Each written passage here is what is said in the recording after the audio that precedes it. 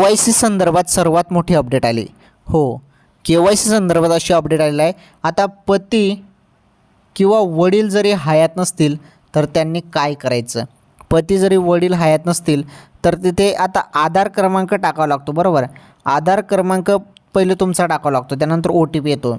OTP टाकल्यानंतर मग option येतो पती किंवा वडिलांचा आधार क्रमांक टाका. आता पती आणि वडील हयात नसतील तर आधार नंबर टाकायचा कोणाचा?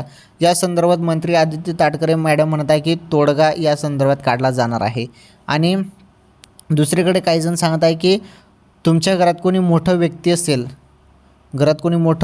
असेल, तर त्यांचं आधार क्रमांक टाकला तरी चालेल. मोठा व्यक्ती कोणी घरात असेल तर त्यांचा आधार क्रमांक टाकला तरी चालेल असं सांगितलं जात आहे. परंतु तोडगा काढला जाणार आहे असं मंत्री आदित्य तटकरे मॅडमांनी म्हटलेलं आहे. त्यामुळे तुम्ही थांबून जा ज्यांना पती किंवा वडील हयात नसतील तर. ओके, परंतु ज्यांचं सर्व ओके असेल, पती वडील हयात असतील तर त्यांनी आधार नंबर टाका आणि KYC पूर्ण करा. 18 नोव्हेंबरपर्यंत सर्वांना KYC करण्याचे आदेश आहेत.